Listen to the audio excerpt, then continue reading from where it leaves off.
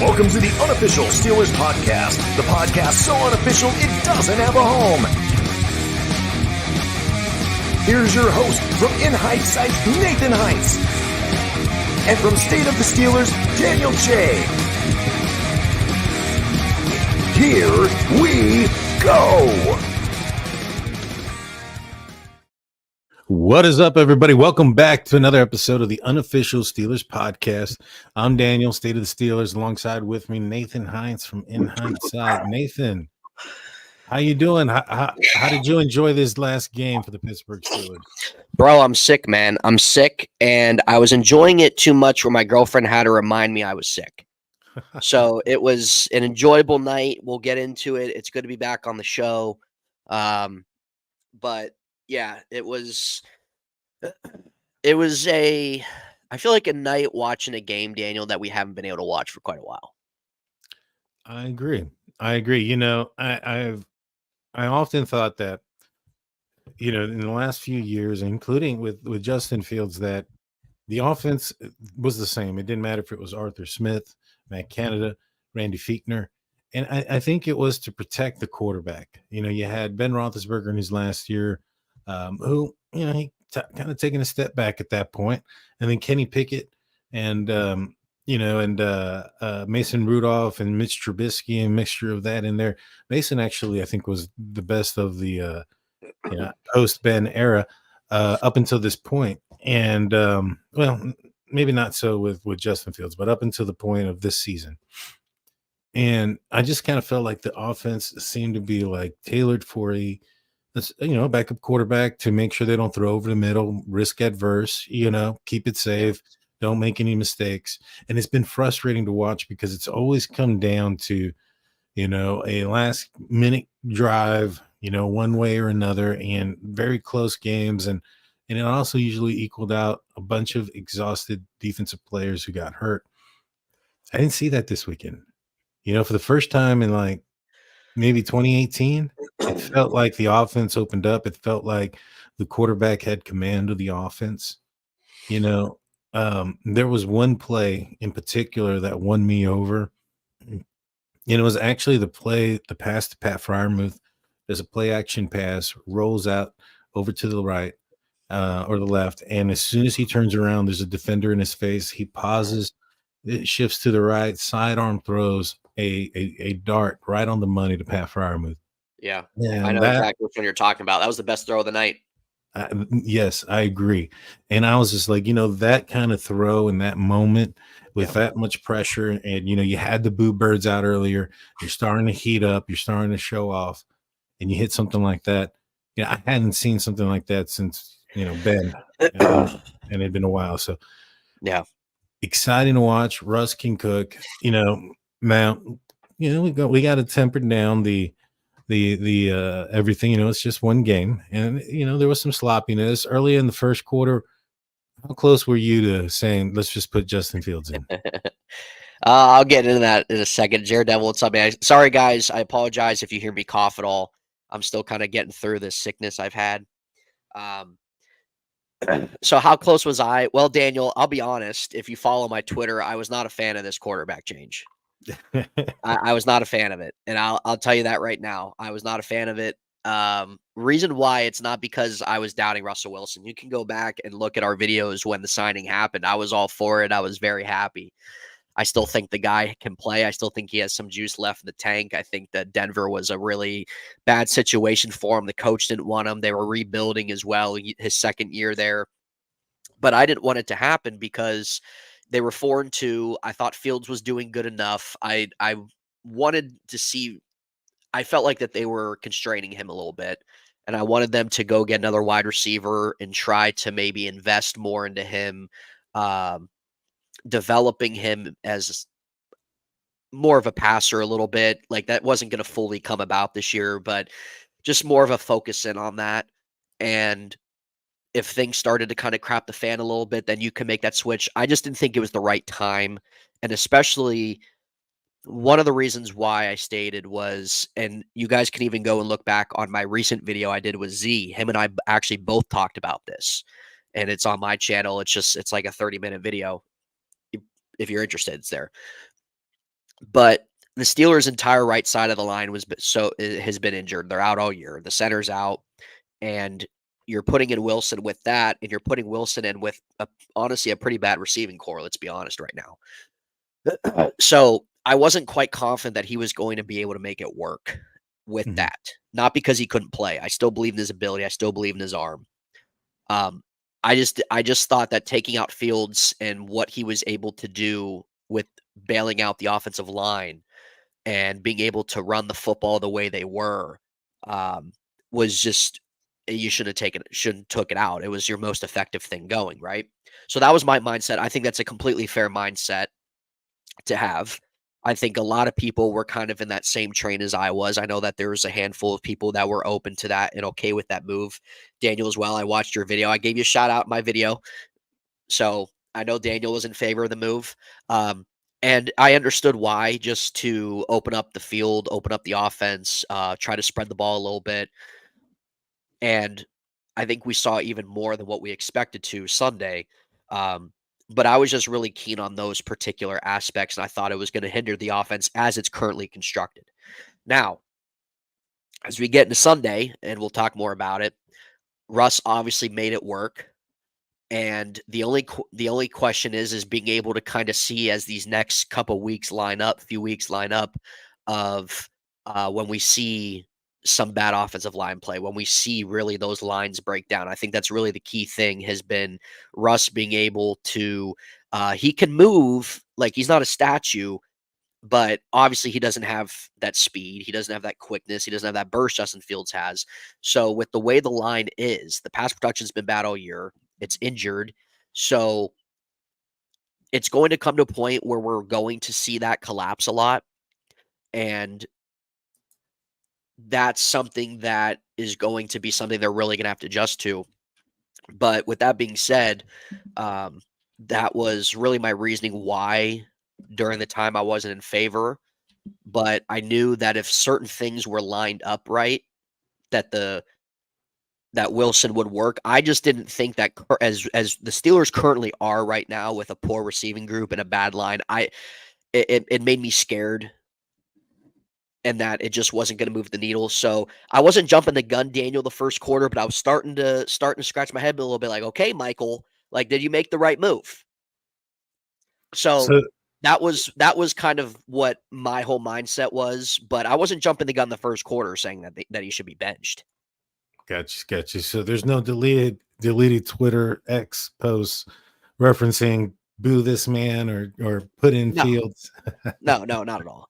I never once went on Twitter during the first quarter and said put Fields in or anything like that. I made a comment to a couple people about a couple things, but I never, or just about with how the game was going, but I never posted anything like that. So, to me, I was one of those guys that thought that the Steelers made the right decision in seeing what they have in Russ. And mainly because, like what I had said, it felt like the offense was tailored to a second string quarterback, and they were going to be high. They were protecting the ball. And, as they began to open it up a little bit more for Justin Fields, he started to struggle more with accuracy and handling things. And so, I just felt that with Russell Wilson, well, not even that. So with Justin Fields, the Steelers, he was like the most blitz quarterback there was last year and this year. I think this year he's the most blitz quarterback as well. That also has an effect on other parts of the game. Now, when you look back at this game, there was the play action pass to Darnell Washington that occurred quite a few times. And if you look from the the all 22 angle, what is happening is there isn't a wide receiver out there on that side of the field. And so the cornerback who's responsible for that area starts to creep in a little bit. And because the Pittsburgh Steelers didn't really do a lot of play action pass in the past, and because it wasn't very successful when they did it, and even if they did it, it was a very short down, check down pass right then and right there. The cornerback, everybody was just rushing into the offensive line, rushing into the in to make the tackle for Naj, and And Washington benefited from that several times. And then as the game progressed, because they were being successful with that, that was forcing the defense to back up and play a little bit more honest.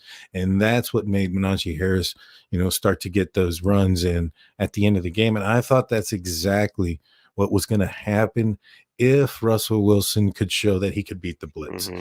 And with his ability that he performed this past weekend, I see defenses are going to attack the Pittsburgh Steelers probably a little bit differently, and I think this is going to benefit the run game, and in all, it's possibly even going to benefit the passers as well. I mean, the distribution in this game to the pass catchers was amazing.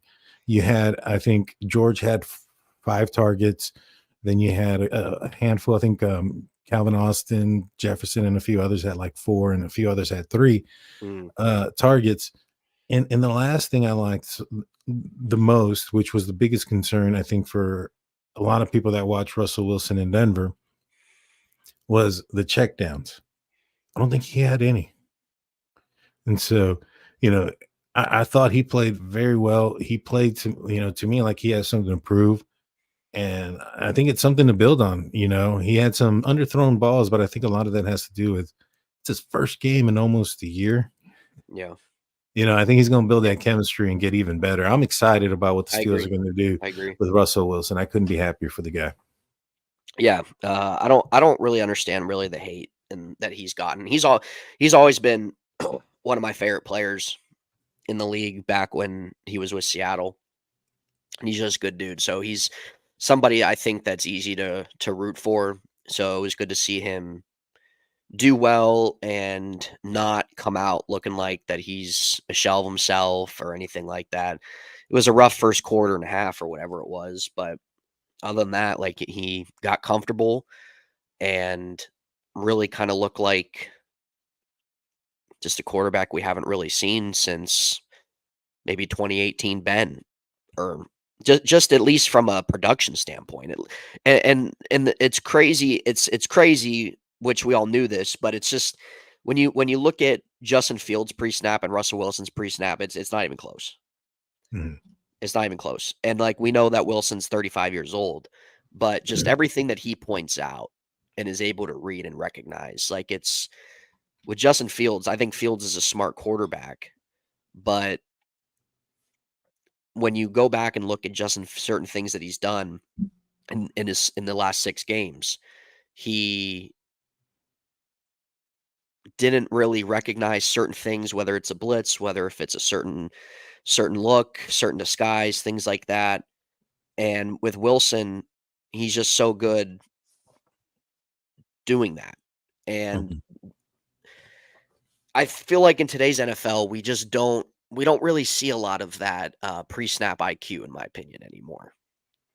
Well, that's because there's a lot of young guys in the NFL at the quarterback position. They don't get a lot of time to develop, and then it's not too long before another young guy is back in the saddle there, and so on and so on. Which is why we'll probably seen like the stories of the Geno Smith, Mason Rudolphs, who played okay this past weekend. I don't know if you caught the Tennessee Titans game. He played all right. He ended up having an interception himself. I think he had a fumble, and I don't know, maybe I'm glad we have Russ. I'll leave it at that. Yeah. And, no, that's a good way to put it. But, to help out the offense, to help out Russell Wilson, the Pittsburgh Steelers have been rumored in the Cooper Kupp trade talks. Apparently, the Los Angeles Rams have reached out to a few teams. So they're the ones reaching out, telling people that he's available. Mm-hmm. And they even said that they'll eat some of the money that is owed to him. Mm-hmm. What do you think about the Steelers potentially signing or any trade for Cooper Kupp, who is 31 years old? He's overcoming an ankle injury right now. He hasn't played in the last few games. Yeah. He's kind of had some injuries here in the most recent in the recent years. Yep. What do you think? Clyde, what's up, man? Thanks for tuning in. It's hilarious that we are dating back from March up until now, almost November, we're still playing wide receiver roulette. I mean, it's honestly hilarious. It really is. It dates back from then. It's crazy. Yeah. So Cooper Kupp, this is very interesting because with the Rams being the ones apparently that are reaching out to teams and are trying to see what market there is out there for him, willing to take on a portion of his contract for this season, not asking for the house like we've seen San Francisco do. Cooper Kupp's 31. He's about 6 months younger than Davante Adams. He definitely has an injury history, but man, when he's on the field, dude, he's so good. He's such a good route runner. He plays a lot in slot, but he is just so good getting open. He is so good at breaking through zone defense, man. He is such a smart wide receiver. And it's unfortunate that he has battled injury problems because if he didn't, like his numbers, I think would really be up there. They wouldn't be up there with some of like the greats or anything, but they would really be up there with some of the modern day NFL guys in terms of just their career. And with Cooper Kupp, I think that his skill set and him as a player himself is underrated. People might say, "Oh, he's overrated." He's definitely not overrated. It's just he doesn't stay on the field. I think if anything, he's one of the more underrated talents at wide receiver, just simply because his skill set. So if you're the Steelers, we all know they need another wide receiver. Clock's ticking. There's really not many options out there aside from Mike Williams that they've been tied into, possibly Christian Kirk, DeAndre Hopkins. Outside of that, from what we know right now of what's been thrown out there, it's very thin. Cooper Kupp is on a whole nother tier than those guys. I am all for this move, given the facts of the Rams are willing to eat part of his salary, and they're not asking for the house. The injury problem, yes. Him staying on the field is a concern, yes. But if they could land a playmaker like him, Daniel, I really think you could put the Steelers up there with some of these AFC teams. I really do. I truly, truly do. He would be an incredible get. And I'm going to say this. As you guys know, I was a big Brandon Ayuk advocate when they were in talks to try to get him. I was for the Davante Adams trade. But Cooper Kupp, as long as Cooper Kupp's healthy and playing, he's way better than Brandon Ayuk. Way better. He brings such an element to the game that Ayuk does not bring.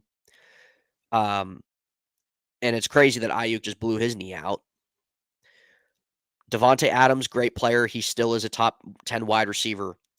But Cooper Kupp, man, he just brings such an element, dude, that this team, in terms of his skill set, his separation, his getting open, his route running, he's just so good in zone and man coverage. There's a reason why this guy, every time he plays, is catching 10 or more balls because he knows how to get open. Where would you put him at? Would he be the wide receiver 2 on the outside? Would he be replacing Justin Jefferson, or would he be in the slot mainly replacing? I think both ways. I think he could do both ways. He would probably be 2, but I think as well if you're going to trot out Jefferson or somebody out there to kind of bring some attention or anything like that, he can play both ways. I think he's just as effective both ways. He's probably more effective in the slot, but he's to me, in my opinion, from all the times I've watched him, he's super effective no matter where you play him out in the field. I think that right now, Justin Jefferson. I think right now, as you put it, I think that if you can get a healthy Cooper Kupp, man, that's definitely better than Brandon Ayuk, in my opinion. Davante Adams right now, Cooper Kupp.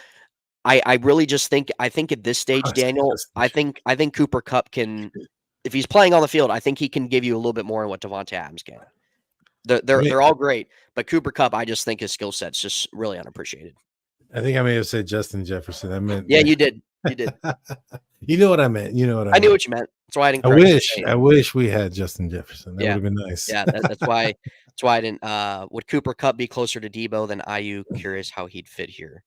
Well, excuse me, he'd fit in great here. I think just given really their big need at wide receiver, and they just really need a guy that can get open in the middle of the field and a guy that can really separate from a defense. I think no matter what, if they're playing man or if they're playing a cover 2 zone or anything like that, I think that he would make a lot of sense for them. I think that what the Steelers were trying to look for with the Ayuk trade and trying to look for with the Devonta Adams trade, it seems like the Rams are the ones kind of offering that. Mm-hmm. So I think that this would definitely be a huge get for them. The only thing is that everybody is going to come back to is just if he's going to be able to stay on the field. That's his problem. Yeah. So here's probably the issue. I understand that they want to eat some of his money now, but this is the contract. This is what it looks like for 2024. He has a base salary of $15 million, a prorated signing bonus of $9.78 million, and a roster bonus of $5 million with $20 million guaranteed. Is a cap number of $29,780,000. It doesn't get better after this year. Next year his guaranteed salary will be $5 million. So the Pittsburgh Steelers would have to, after this season, cut him immediately if they didn't want to move forward, and they would still owe him $5 million for next year's on next year's tab. But if they don't and they wanted to keep him without doing any type of restructure on his deal, he would have a cap hit of $29,780,000 because next season he would have a base salary of $12.5 million, a prorated signing bonus of 9.78 and a roster bonus of 7.5. So he's still going to total out $29.78 million if the Steelers ended up wanting to keep him longer. Obviously, I don't think they're going to want to do something like that. This is the reason why the Rams are trying to get rid of him. The following year is when they could, cut, or after next season is when they could cut him without a guaranteed salary. And so where do you feel there now, knowing the salary as far as what he's could be getting? I mean, would you be asking for a cut if you were him? I think taking a cut? Yeah, it depends what his main motive is in playing at age 31, 32 years old. If he's somebody that kind of cares more about money, or if he cares more about playing to win, things like that, it really just depends what his motive is. The Rams, there's things even getting thrown out there trying to unload Matthew Stafford. I think the Rams are in a place where they recognize, because Matthew Stafford, his contract's getting ready to come up. So Puka Nacua is the guy that they're more leaning on to kind of be their front end guy, and getting off the Cooper Kupp contract obviously will help them. Now they're going to eat a little bit this year, as you kind of broke down with what his contract kind of looks like.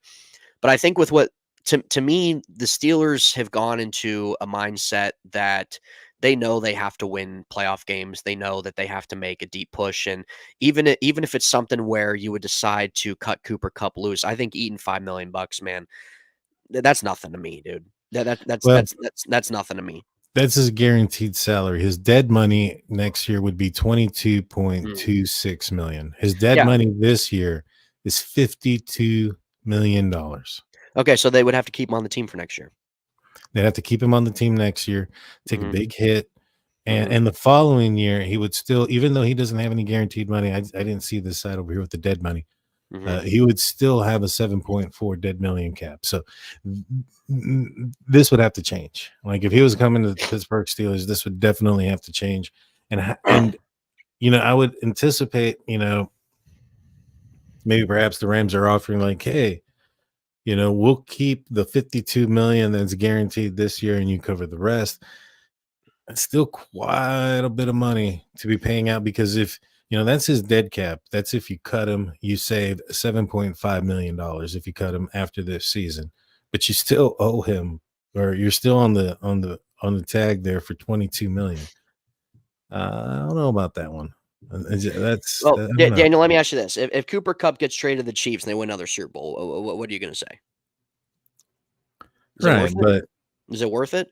With the Steelers, these are the type of things that you have to do and you have to consider if you're really going to try to do something. The Steelers are in a spot where you have a really good defense. You do.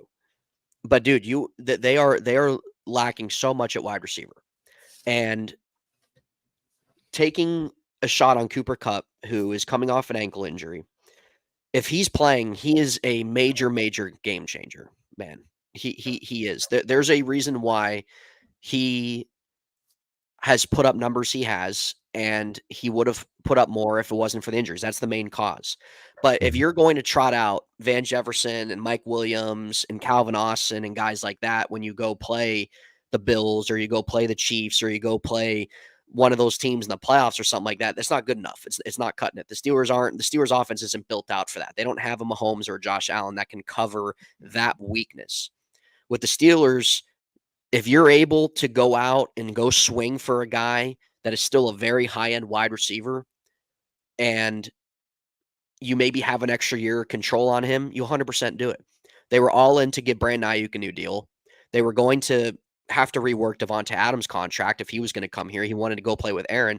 They could maybe rework his contract or something like that. But even if you're on the bag for him for 1 year, they have a lot of expiring contracts next year. They can make it work. They can make it work. They can fit him in. So that doesn't really concern me as much as what the player is. Now, if Cooper Kupp is somebody who isn't really he's maybe that tier 2, tier 3 wide receiver who's just getting paid a lot of money, then yeah, no, you don't. But Cooper Kupp is an absolute game changer, man. He would change this offense and the landscape of this offense in an incredible way. So, and the fact that it's an ankle injury, yeah, it's kept him out the last 4 weeks or so. But if it's not a more serious injury that he's coming back from, but it's something where you're the Steelers, your mindset's been winning playoff games. Sometimes you got to take a chance, man. Sometimes you got to take a chance. Miami Dolphins did the same thing. You got to take a chance sometimes. That's the way it goes. Now, like I said, the Steelers offense built a little differently with the Bills or the Chiefs or even a Cincinnati or something like that. That's a little different, but they're not. And I really feel like if they would go swing for a guy like that, that honestly could maybe really put them up there as maybe going to an AFC championship or something.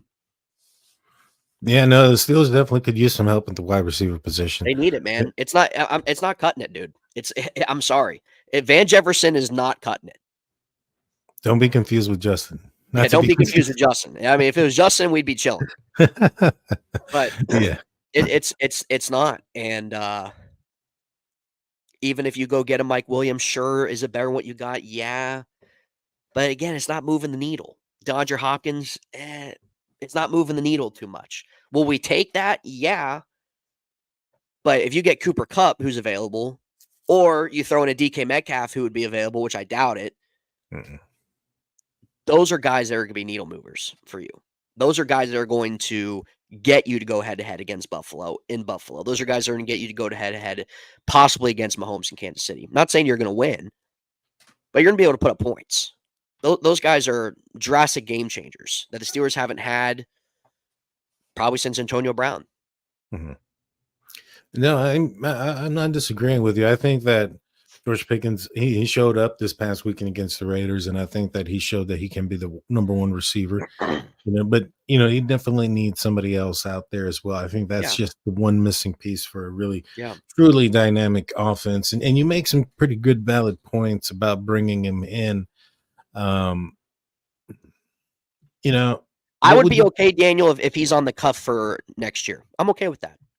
Right. So you can go draft a receiver, let him learn. What are you thinking as far as draft capital? They're willing to take off some money, and that's the other thing too. Like the reason why they want to do this is because they want to get away from the future dead money. All right, they're trying to cut their losses now. Is there a possibility? Well, I don't think it would happen this season if they're going to be paying him for the entire amount, and the dead cap is so high.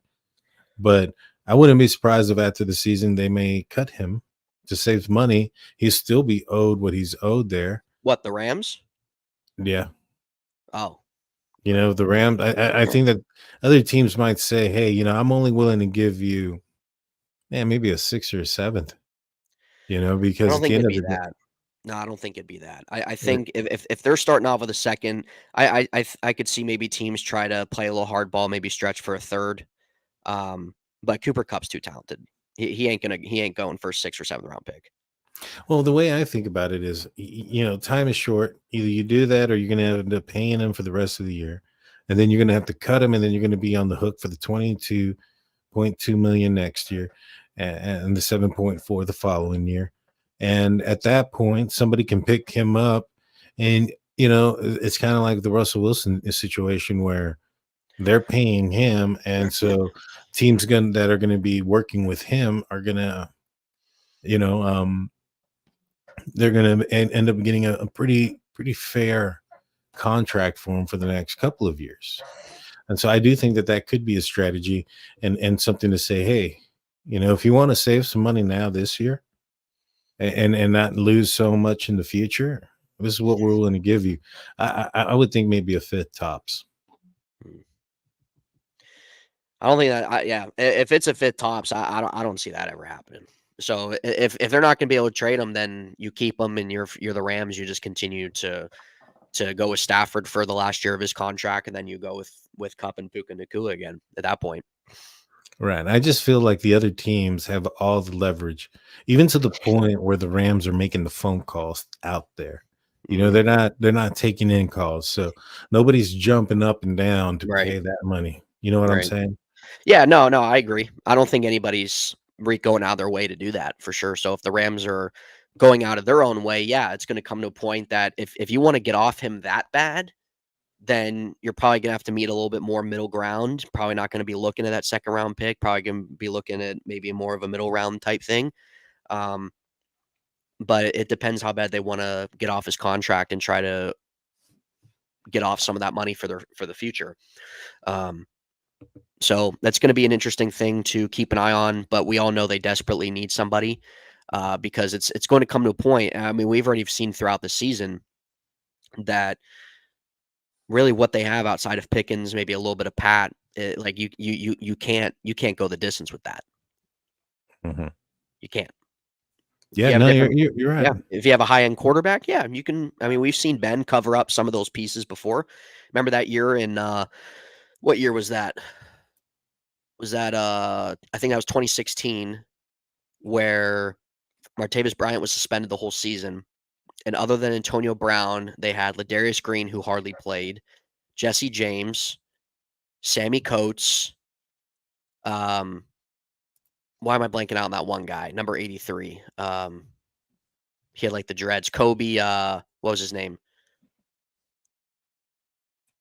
He got a lot of playing time at wide receiver, but he was a no-name. He was a bum pretty much.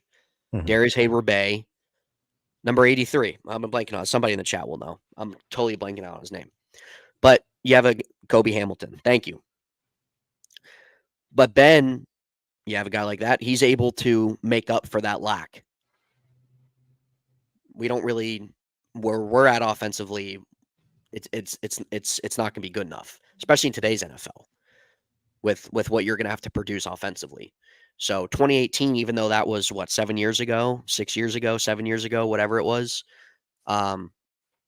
it's still a different league than what it was in 18. And we all know you need to be able to move the football, be able to, if we're going to go face some of these teams in the AFC, we're going to have to score.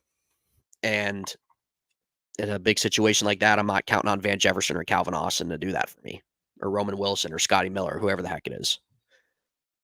Attention goes to George Pickens. All right, all right. That's what teams want. Beat us with Van Jefferson. You think anybody's gonna have confidence in that? He scored a touchdown. 1 reception for 2 yards and touchdown.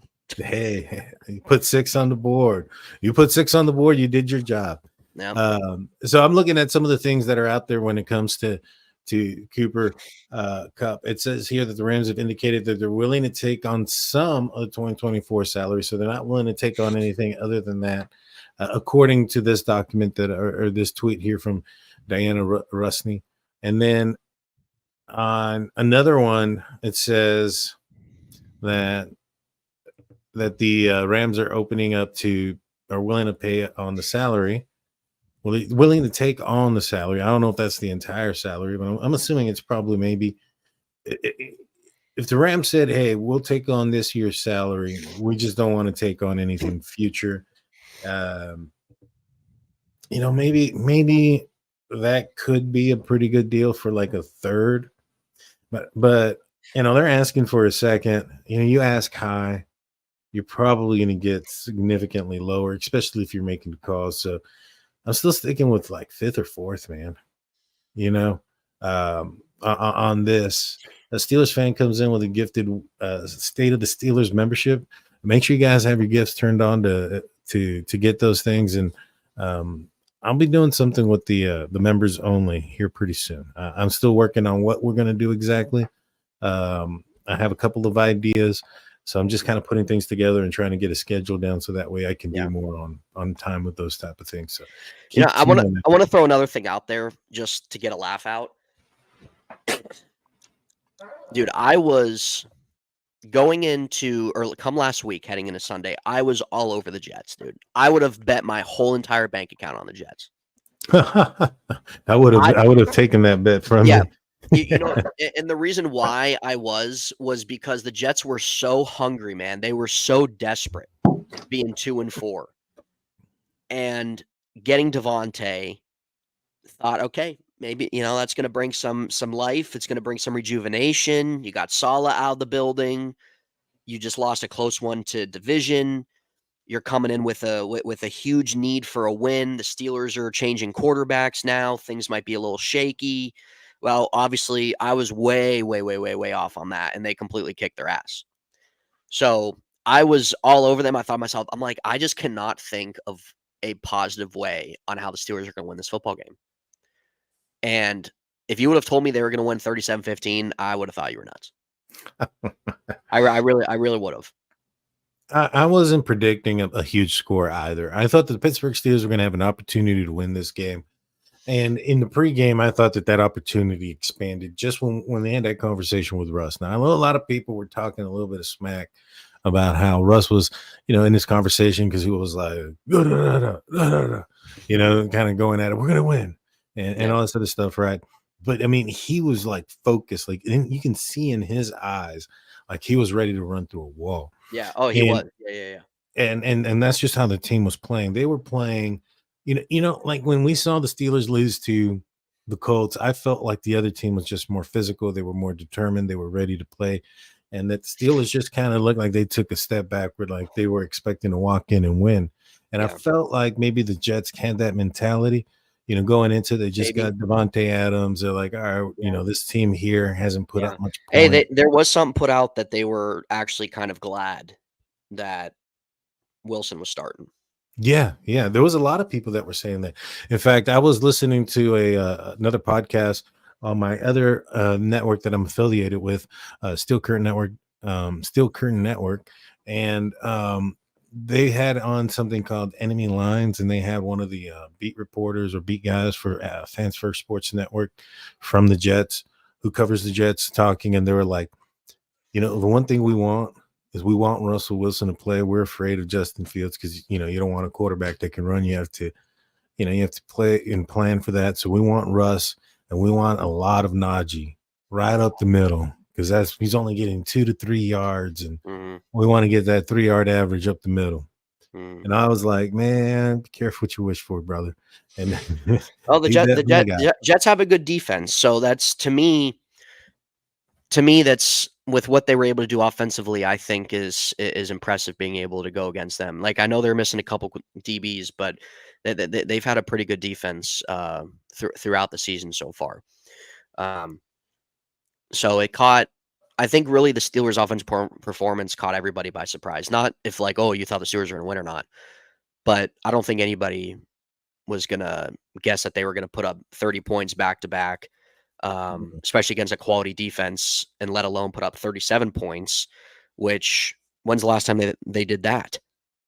Right.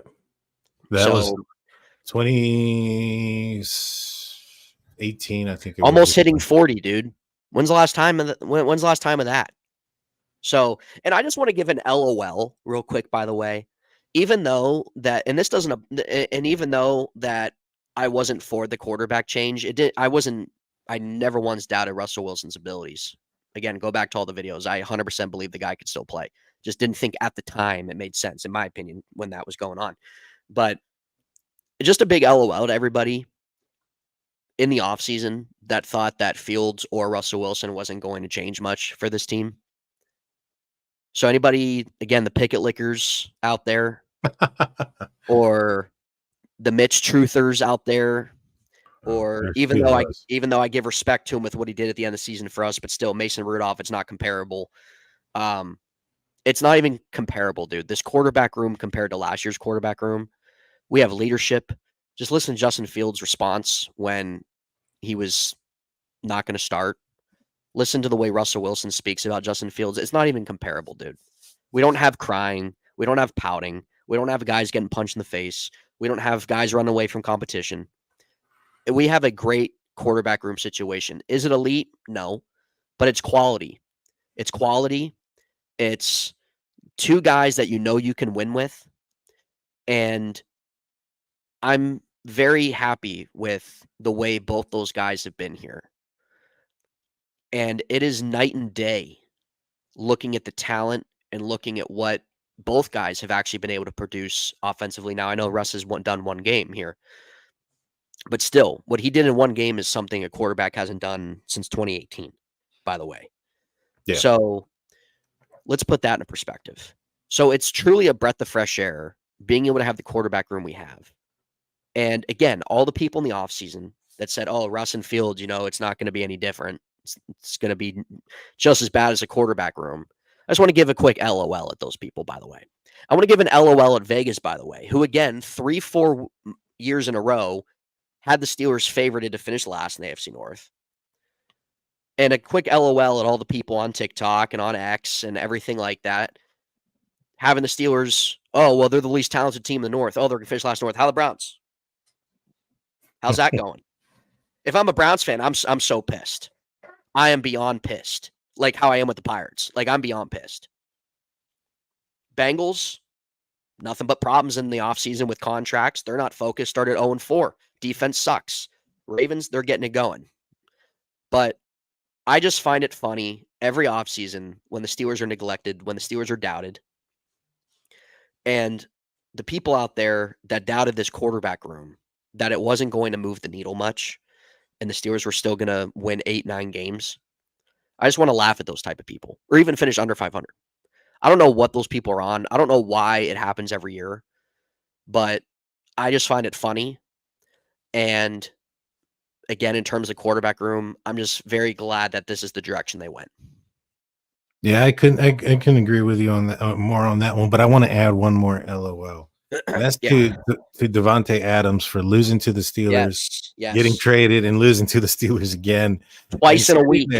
Sitting there with his face there after George Pickens makes a catch, like, I think I chose the wrong team. Yep. And so, I thought that was hilarious. He wanted to go sleep in his underwear with Aaron. That's what he wanted to do. They wanted to share beds, sleep in their undies. That's what they wanted to do. So that's what you get. Now, one thing, just real quick, going back before we leave the offensive side, because I do want to talk about the defense, is, when it comes to the wide receiver trade, man, if I had to give up a second for Rams wide receiver, I think the only one I'd give up a second and take on anything is Puka Nacua. Maybe they can flip it on that and say, hey, you keep Cooper, we'll get Puka. I don't think they'll do it, but I think I would give up a second for that. Now, transitioning on to the defensive side, Beanie Bishop, 2 interceptions against Aaron Rodgers. Yeah. You think Aaron signed that football for him? Do I think Aaron signed that football? It's he has been somebody that's gotten a lot of flack, and rightfully so. He hasn't been very good this season. It's hard to find these undrafted diamond in the rough players like we had with Mike Hilton. But the fact that a guy in Beanie Bishop had a game like that against a Hall of Fame quarterback, and really you could even really make the case, could have really been a factor in helping the offense get rolling. Really impressive. And somebody that I really hope that this could maybe be something for him to build a career on. Because if they could find somebody that is, even if he's not as good as Mike Hilton, because I think Mike Hilton was one of those undrafted players you don't come around too much. But even if he can come around and just be solid as a slot guy and really solidify that need there, that would be huge for this defense. That was such a glaring need going into the season. It wasn't looking good throughout the year so far, but him having a game like that, showing what he can do in a big game at home on prime time, that would be a great story where, like, that's where it started for him. You know, like, you can look back and say, you know what, that was the game that completely shifted his career. So I hope that for him, but that's incredible being able to, not too many people can say that they picked off Aaron Rodgers twice in a game. Yeah, that I don't know how many there is. I mean, that's a very short He list. might, maybe he's the only one. I don't know. I don't know how many players are out there that picked off Aaron twice in a game. Yeah, Because Aaron throughout his career hardly ever threw picks. yeah, exactly. Hardly. Not till the end of his career. This year and his last year with the Packers. He threw maybe, what, 5, 6 a year at most? Yeah, That very was it. little. Very little. So it would, yeah. I mean, I don't know about that one. That's a good one to look up.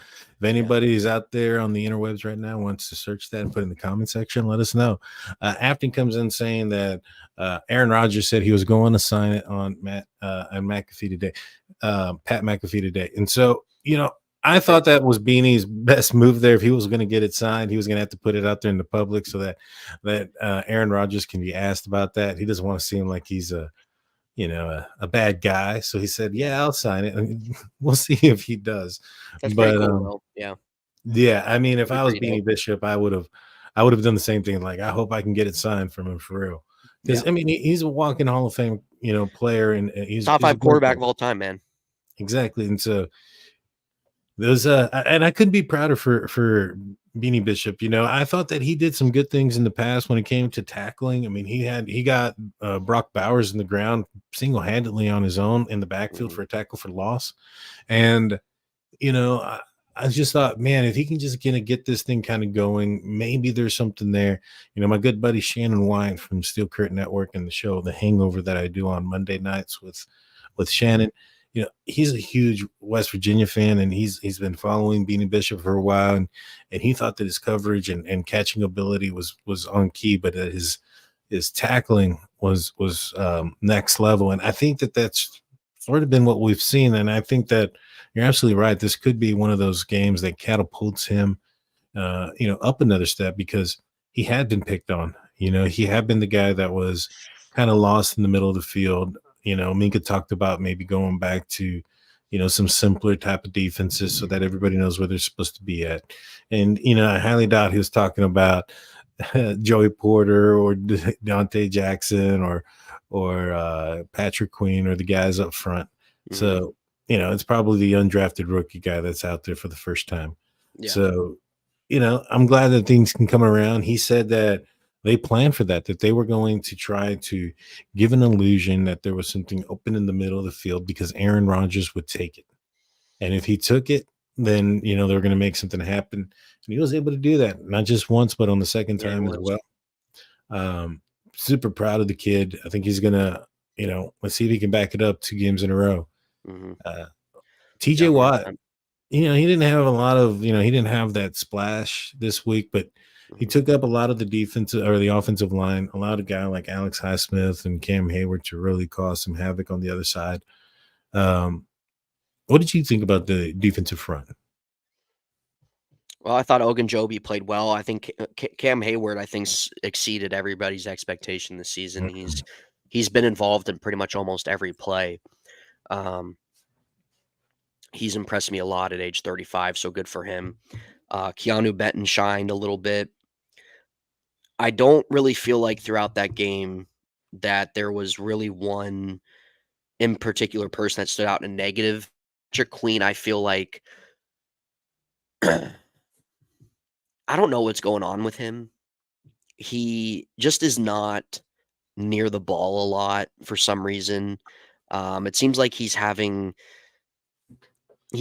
not, I'm not seeing that quick reaction that we're seeing in Baltimore.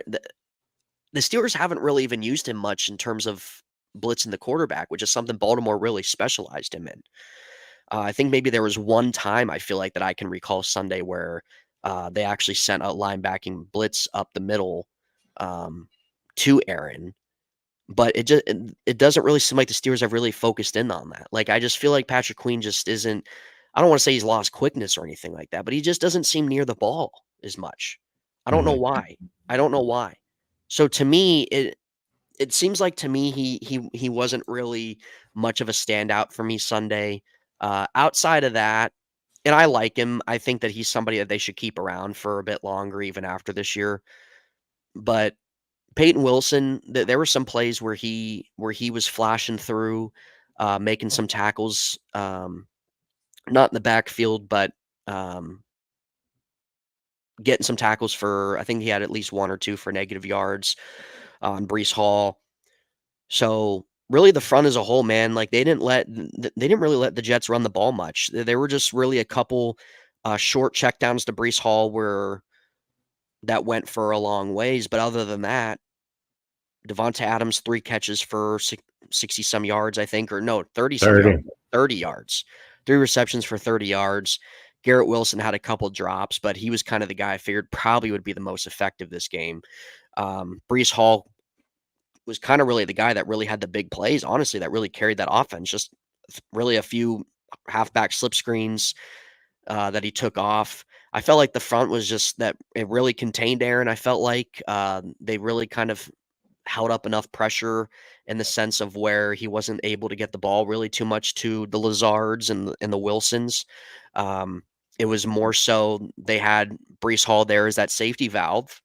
And that's was really kind of the only guy that really, if anything, ate the defense up maybe 2-3 times. And that was about it. Yeah. So I was really impressed by the way the defense won, man. I was really expecting not our defense to like get shredded, but I was really expecting more of Jets playmakers really being able to kind of torch our secondary a little bit. Just some big plays in the middle of the field, maybe a couple big plays downfield. I was expecting from the Jets this game. More Adams as a decoy that would maybe free up Wilson or Lazard more. And honestly, it didn't go that way. So I was really impressed with what the Steelers defense showed. I think really all around, but um, other than Brees Hall for 2-3 plays, that was about it, man. Yeah, the defense did a solid job. Special teams did a great job. They had 2 blocks. I know only one counted, but the NFL has already come in and said that they were wrong about the one. Yeah, dude. And then the second one happens. The ball doesn't lie. Yeah. Ball doesn't lie. You know, unfortunately, though, I think Minka's going to have like 3 or 4 blocked field goals in his career that aren't going to be in the stat book because of referee interference. Yeah. Always got to get involved, dude. Yeah. And it's always when Minka makes a play. It's unfortunate, man. Ridiculous. I feel bad for him. But yeah, a concept comes in with a reminder that Queen was dealing with a groin injury. It may be still bugging him. You know, maybe. I mean, maybe that's why he's taking these weird angles at the running backs or at the ball carriers, which is sometimes why he's missing his tackle. Maybe he's not, able to move or adjust. It might be. While he's like I still think he's a good player. He's just been slow getting into our defense. I thought he had a pretty good game last week, but this week he just wasn't really near Brees Hall a lot. He wasn't really near the ball carrier too much, and there were a few instances where he could have made a couple big tackles for them, and he wasn't there. So I don't know. I'm just not really sure what's going on with that. I did see a big tick in plays for Peyton Wilson, and I think we're going to see more and more of him. Oh yeah, he was flashing around a few times, man. Yeah. So overall, man, I think it was a really good team win. It was definitely the best win of the year. Yes, sir. Last thing I want to talk to you about is what'd you think about the threads? What'd you think about the uniforms with the gray face masks? I thought they were dope, dude. I did too. Throwbacks are always dope. I thought the gray face masks were a great touch. Would have been really cool if the end zones were painted. I freaking hate the fact that Pitt plays at Heinz Field. I hate that. I think it's so stupid. Go play somewhere else. Because then it makes our field for like the first 2.5 months of the season look like trash. Mm-hmm. Like it does. Like there's nothing special about our end zones. So one side has some diagonal lines in it, and the other side just says Pittsburgh on it. So, but yeah, the uniforms are really neat. I think that would be something that I'd like to see a little bit more of each year, not just once a year. So I think that would be pretty cool. A lot of people want them to go back to that look. Yeah. Yeah. I think that I'm one of them. I would like the block numbers. I don't know about I really like the gray face mask. I mean, I'm not gonna lie, especially on Wilson. It made him look They're like an pretty old cool. school quarterback. Yeah. And Yeah, they look good. I like the black ones too, but man, those gray ones they were definitely at first I was They're like, pretty I fire. don't know. I mean, they're gonna look all right, but I think I prefer the black. They did look pretty slick, but Yeah, the block numbers are sick. the block numbers, they should have never left those. They should have never left Yeah. the block numbers. Yeah. But yeah, no, I like the uniforms this week. I think they're going to be color Rocking the rush. color rush this week. Yeah. So 2 Yep. weeks in a row, they're going to be at home using their alternate uniforms. So it Yeah. should be exciting to see. I'll do another show. You want to do another show this week? Let me think. I'm just trying to think what I gotta do. Can't Thursday. I mean, maybe Friday. Yeah, Friday might Might be work able for to on me. Friday. Friday might be working for me. Regardless, I'll be on Friday, and we'll do a little preview of the of the Giants game that's coming up on Monday night. For those of you guys, my parents are going. I have season tickets. I have a couple of games still available towards the later part of the year. I think it's the Browns game available still. I have the Chiefs game available if anybody is still interested in going to that game. I also have the Bengals game available. So if anybody's interested in some of those tickets, I'll give you a pretty good deal on them. Just email me at stateofsteelers@gmail.com or email me there. That'll be the best way to get in contact with me. So get with me. Let me know what you guys think. I still have 2 tickets to each of those games. I'll give you a great deal if you're interested. It's in the lower level in the end zone. Great view. You won't want to miss it. And for those that'll be going out there to the Baltimore Ravens game, let me know. I'll be out there. Me and my father are going to be at that game. So, but I appreciate everybody. Please hit that like button, hit that subscribe button, ring that notification bell, and then go over to Nathan's channel and do the same. He puts out Steelers content. It's in the title. I believe I put it in the title of this description. So if not, I'm going to go put it in right now. Go check it out. Go check out his. Nathan, any final words? Just good to be back, man. It feels good right now being a Steeler fan, dude. 5-2. This just feels like a different team than what we've had the last 4 years. It just feels like everybody's bought in. And even Sunday, it felt like that there was just a new pulse. It really seemed like, and I don't know if that was all because of Russ or if it was just because of that and teams excited on what he's going to do in prime time. Whatever it is, it just seems like that there's a new life on this team. So it's great. They're 5-2. The fact that they're going to be able to go 6-2 heading to the bye is a phenomenal thing. Always good to see you guys in the chat. So we appreciate your guys' support and your guys' thoughts and opinions. Everybody in the comment section, shout out to you guys. So we appreciate each and every one of you and your thoughts. So Daniel, if we do a show Friday, we'll do it on your channel. Especially if I can't make it, you'll do it regardless. I'm still figuring out my own new software I'm gonna use. But we'll do your channel Friday. So if you guys are available Friday, come back onto Daniel's channel. Even if I'm not there, he's gonna break down Sunday's game. But other than that, good to be back, and I will hopefully see you guys Friday. If not, I'll see you guys next week. Yes, sir. Yes, sir. And to answer your question, Mr. Daredevil, I don't think it was Dan Rooney's decision. That was Nike being a crybaby because they wanted new jerseys to be sold. So they required majority of the teams because they were switching to Nike to utilize different numbers and things like that so they can drive up jersey sales. It's all about the money. Until next time, guys, we'll see you later this week. Yes, sir. Peace out.